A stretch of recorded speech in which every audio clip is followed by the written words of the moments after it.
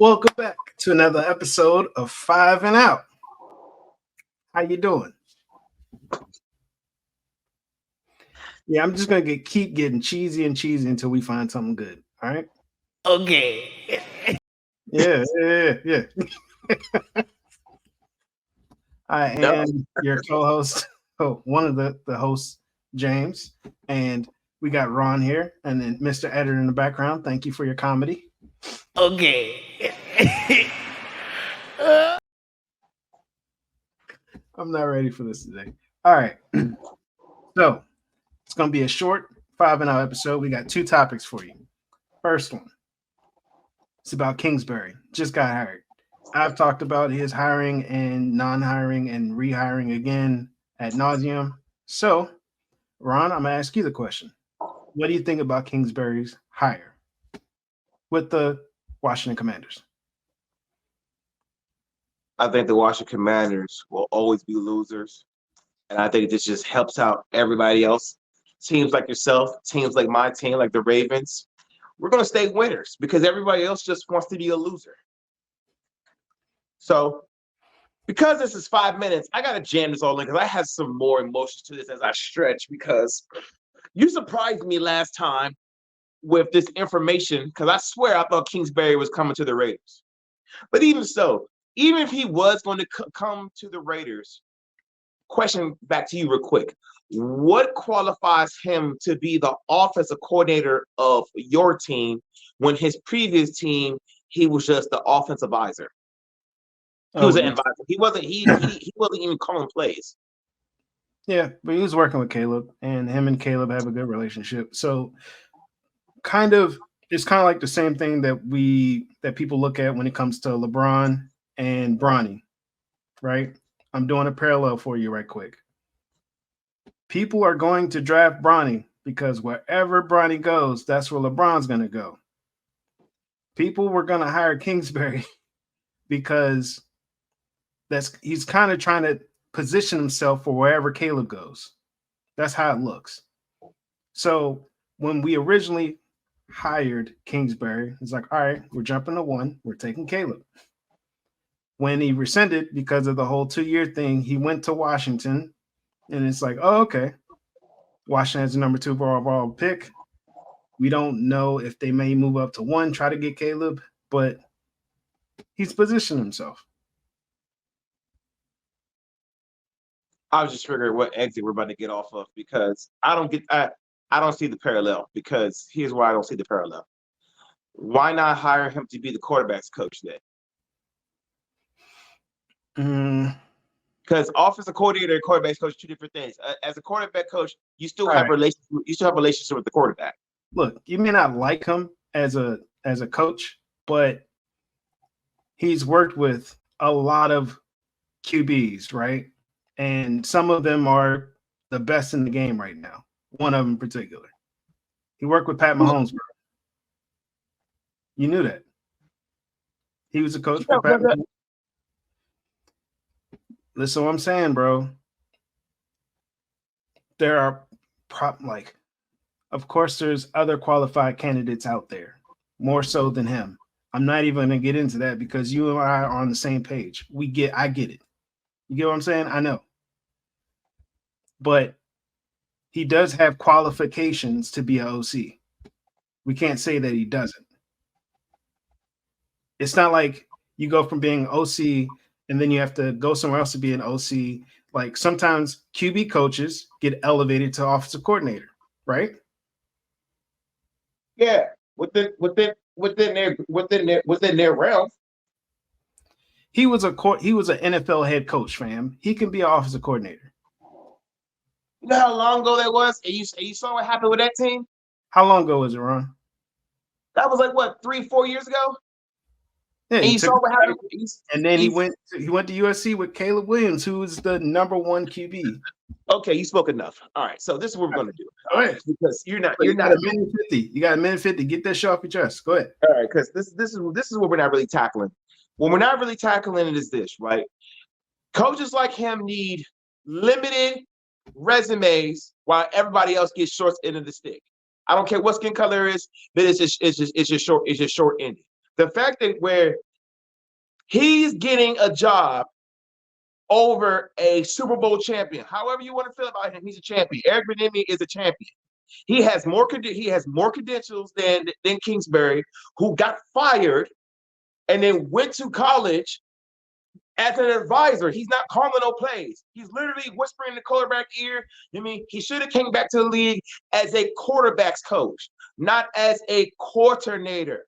Now, maybe if this is a homie thing, get it. But I'll get you with this on the parallel like this. If you get Bronny, you get LeBron. I definitely give you there. Them getting Kingsbury, that's all of a ploy just to go out to go get Caleb. And Yeah, so, we've seen that before. Huh? Think about whoever Denver hired before Sean Payton. Well, I forgot his name. He came over from Green Bay. He was Aaron Rodgers' QB coach, I think, or OC. Yeah.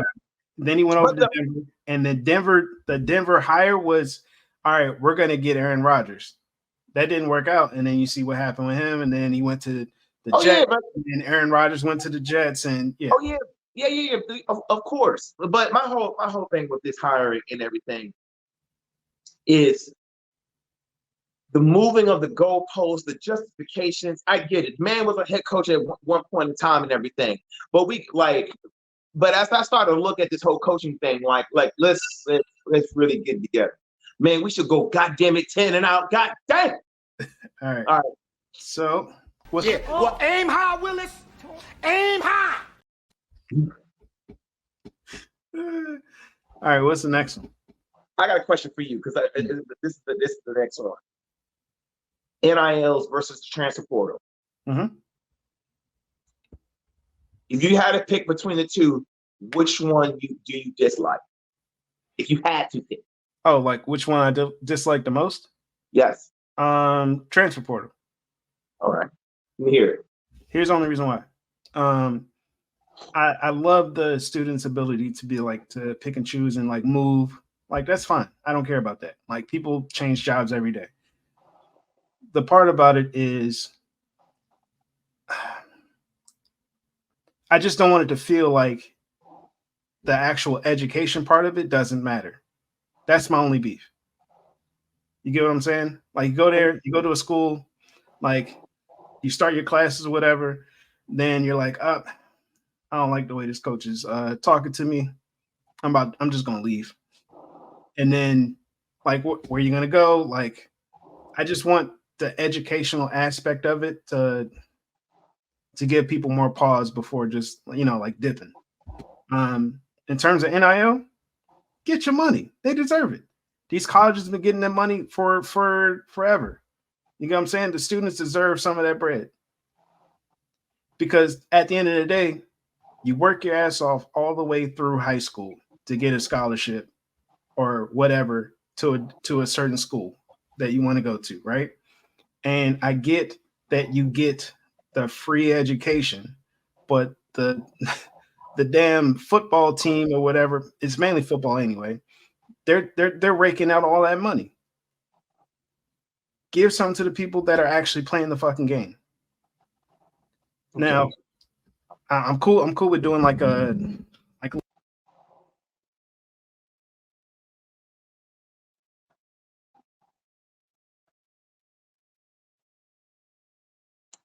Ladies and gentlemen, they do not want to hear James speak. I guess I should go. Should I, or should I give James some time? Mic check 1 2 1 2. All right, I'm back. Okay. I was back before, but then our editor decided to play a clip and it muted me again. Okay. Yeah. I'm also under I think they should also do a thing where you can kind of set some money aside for the student athlete as a fund that they can access down the line. You don't want kids to blow $300,000. You get what I'm saying? So that's my only thing. But I have no issue with the NFL and NIL. Transfer portal, just think more about the educational aspect of it, please. That's all. All right. Go ahead. I have an issue with both. I'm going to say the bigger evil between the two is transfer portal, and this is why I'm not a fan of the transfer portal. First thing why I'm not a fan of the transfer portal is because it affects high school students in big ways, right? Because if you look at it, right, guys who are 2 stars and 3 stars, it makes it very hard to go to a school now because these guys who are over here, transferring from other university stuff, you are already set on down on the totem pole because another player is already developed, right? So basically, what is done in high school football is basically if you're not a 5-star or a legit 4-star, even though we could have a discussion another day about the star. Either way, you're making it hard because another player that these teams are taking is already developed. And plus also how guys now are finding loopholes to stay at schools longer now. Like there's a tight end right now. He's been in college for 8 years. I think it's 8 or 9, which is just crazy. So that aspect, I also don't like how they haven't really brought any type of real structure to the transfer portal. Like I think there should be a cap. I think there should be a date and a cap. I think there should be a date of when I think there's already a date, so I could be wrong. A date when you got to submit your transfer papers in, right? But I also think there should be a cap on how many players can enter into the transfer portal. Because my last point is this, right? If you look at everybody's majority, January 2nd. When you go look at everybody's story in the NFL, everybody had to go through some type of grit and grind in order to get where they need to get to. Personally, if they don't really control this is how we're going to separate great players to good players. Like we're always going to have good players coming out, but we're going to have a very limited amount of great players because great players have to go through something. And how can you go through something if you're always transferring? So, because Baker Mayfield, for example, right? He was a walk-on. You don't have too many stories like that. He walked on, went to Texas Tech. I forgot really why he transferred. And then won a Heisman and did big things at Oklahoma. But that's the minority. So that's not to say that guys who are transferring, it can't happen for them, but you're looking at the minority versus the majority. Now, here's the thing with the NIL deal. Even though I picked transfer portal, my only problem with the NIL deal is this: you are attaching. Let me finish this real quick by the NIL deal. No, it's cool. Go ahead. Right. You are handing a kid money,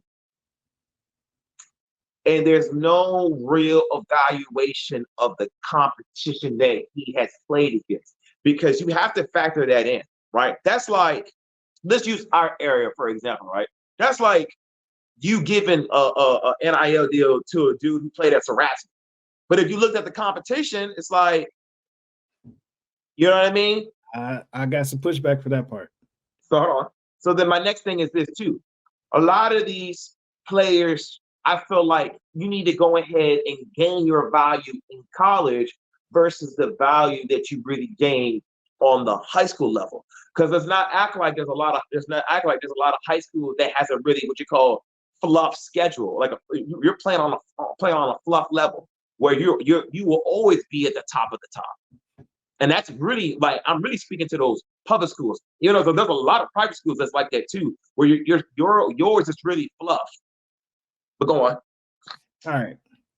I understand where you're coming from, right? You're looking at it strictly performance. Mm-hmm. That's not what the NIL deal is to me, though. To me, it's marketing, right? You're getting into the business world. They're giving you money to say like, oh, okay, like I could put you on commercials or whatever, right? That's not what that is. No. Yes and no. But like the athletes that come in, like for example, let's say there's an athlete, lineman that's like top 50, and his nickname is Snacks, right? So then like one of the snack brands comes to him, says, you know what, like we'll give you a certain amount of money to be like on our commercials or whatever. Like But I get that, but you got to look at it this too. I get that point. But you got to look at it this too. You have a lot of high school players that are using that as leverage in order to come to certain schools. That's why that's another reason why Nick Saban got out. So now here's the thing, right? You're trying to use that as your leverage, but then that doesn't add up once you hit day one here at this university. Mm-hmm. Yeah. So it's like shout out to Brandon Ennis. He plays wide receiver right now at Ohio State. And there's other receivers I've been keeping up with. They're doing the same thing. He said, I went after their school. He said, I went after the school because he said, I want to earn my NIL deal. He said, I don't want an NIL deal off rip. Because he wants to earn everything. He wants to earn everything. Now, to each his own. You feel me? Because everybody has their own situation where they have to put their family in a better situation. I understand that aspect. That was going to be my response. Yeah, I understand that aspect of it, right? But I'm talking about the others where you have a different purpose of going to the school, and it's a little bit kind of like I said about Trenchwood, and a little bit of it is where you're kind of taking away the real reason why you're here. Like, are you here really because of NIL deal and like what's going to place you at, or are you here because you're going to be great? Because a lot of dudes are leaving schools because the team didn't fulfill them on the NIL deal. That's been a thing, and so I'm like, I get that aspect, right? So, but that part, right? I get that part, right? But then let's look at the production, right? That's like in the NFL, right? A guy and his incentives, right? But you don't live up to the incentive, so you don't get the incentive. Because that's a promise too. All right, hold on. All right, so a couple things, right? You went so fast. All right. I got a corporate job, right? So go to work every day, basically. If it's time for my check to come in and I don't see no money, I'm not staying at work. You get what I'm saying? My job promised me a certain salary, like per year, right? And they got to fulfill that obligation. If you're promised like NIL money, you signed a contract or whatever, and they don't give you the money, you got to dip. Right. And what was the other point that you were saying? Go ahead, Go ahead, continue. I mean, that's it. I mean, again, I want, that's my last thing. I want players to get paid too, but I don't want players to get rich. Get paid. There's a difference of getting paid. There's a difference of getting rich. You have a lot of kids. Remember, these are kids. You have a lot of kids that are getting rich, and they don't really know how to go about that money. And plus, the other thing is this. Now, I can say this for myself. We're splitting hairs, right? Because we probably have a lot of kids that know how to value certain things, right? But you have the other half, they just don't. But at the end, right? You got too many players in college football that feel like they made it, James. And a lot of it, they feel like they made it because they got paid. Look, again, you and I are on the same page, right? Like the issue that you're talking about is kind of what I like discussed like on the first time when I was discussing NIL, right? Saying like put a bulk of that money in like a trust where they can access it at a certain period of time, but maybe like they got a stipend that they can use, and then after a certain period of time after they graduate or after they leave college, then they can siphon the front, right? If they do something where they do something like that, but also have like a financial advisory board or whatever that works for the players, then hey, I'm not going to say they shouldn't get paid. Get paid, get rich, but keep your money or have your money work for you, right? Like what I don't want to do is for it to go back to how it used to be, where the schools were making all the money and the kids weren't, because people would put their life on the line, like their career on the line, and end up not making it, and it made their school a whole bunch of money, but they don't have nothing to show for it. No, I get that. Yeah, so it has to be like a happy medium, right? Where the kids get the money, but they also get the knowledge to keep the money and grow the money. I'm gonna give you a slight little bit of a pushback on this one thing about schools getting money. Right? There's one little fight back, right? At the end of the day, like what you said about your job and my job, everything is about production. Right? Granted, the promise thing, I get it, right? So if I promise you something, I have to fulfill about what I promised you on, right?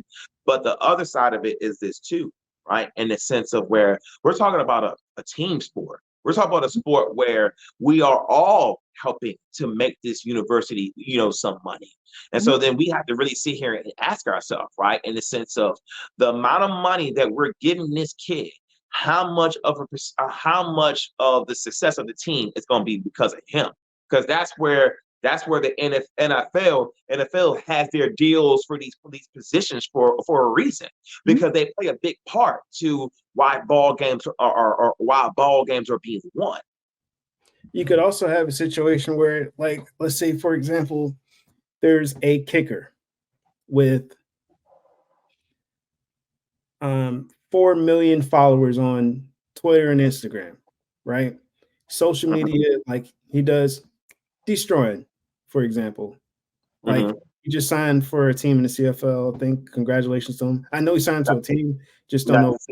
Not the CFL, but yeah, go on. But where? He's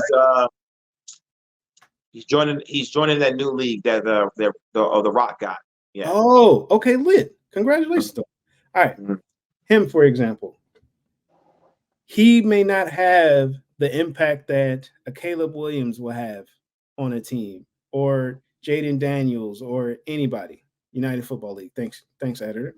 But he has all them followers, so brands will come to him saying like, "Hey, they want a piece of the audience that he has." It doesn't tie to the production on the field; it's about off the field too. That's where I see a lot of the NIL money going too.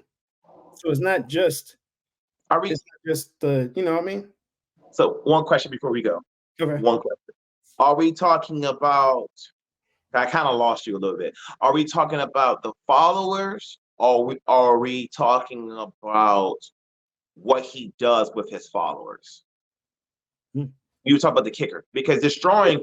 I was with you, but he has a reasoning why he has his followers. Like if we're just talking about like, we go on this dude's page and he got like all these things. I mean, like right now it's so easy to get all that. To go what? So is that so? No, I'm saying to get all of what? Followers. Like it's easy to get followers now. All right, well, help me. Okay. That's how I help you. Everybody, like and subscribe. Okay. Tell James to wear a gray hoodie. There's nothing wrong with wearing a gray hoodie. Matter of fact, I'm a Amazon you a Raider gray hoodie with a Raider logo on the top of it. I was looking at one just for you, buddy. Okay. Oh, also, I got a quick out. Ready? Oh, I'm listening. I just want to know your thoughts, because I knew it happened. Well, I've been like checking up on it all day, and I'm sure, I don't know if you heard about it yet, but we'll see. Do you know we have a new assistant wide receivers coach? Who? Take a guess. If it's about the Raiders, clock me out. I might have just hit the No, it's about the Raiders, but I'm saying take a guess. Who the assistant wide receiver? Yeah, Chad Johnson. Yeah. All right. So what do you think about that? I mean, it's Chad. I like it. And then here's something else too. Yeah. If you follow Chad, crazy thing is this what me and the editor was talking about. If you follow Chad, Chad is not long-winded for what he wants to teach. He's more about repetitions. If you ever follow Chad, it's all about repetition. He can say a lot, but he loves to get the reps in and let his action speak louder than words. So I think that's a great thing when he's going to teach with these players and stuff. So it's going to be cool.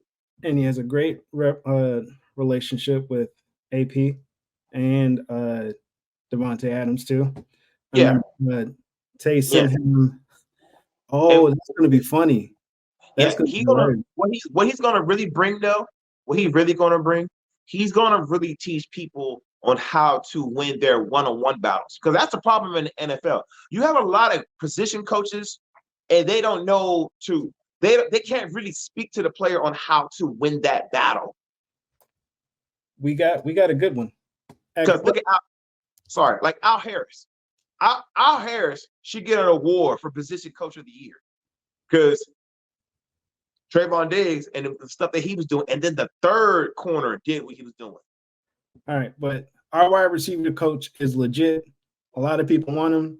He's been with the team through like 4 or 5 different regimes. That's how you know he's that good. Edgar Bennett, wide receiver coach for the Raiders. Just want to make sure I say that. But when Devontae Adams sent Chad Johnson practice film, like to see what he was doing in practice when he went to the Raiders, Chad posted it on social media, and like he had like a tear coming down his. Yeah, I seen that with thing.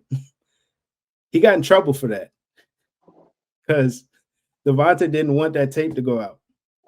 He just wanted to show Chad like what he was doing in practice because he was embarrassing. He was embarrassing the shit out of his teammate, who is still on the team, Nate Hobbs. Yeah, so that first meeting is going to be funny. Right. I hope they record that. All right. See you, fellas. Hit the like, subscribe button.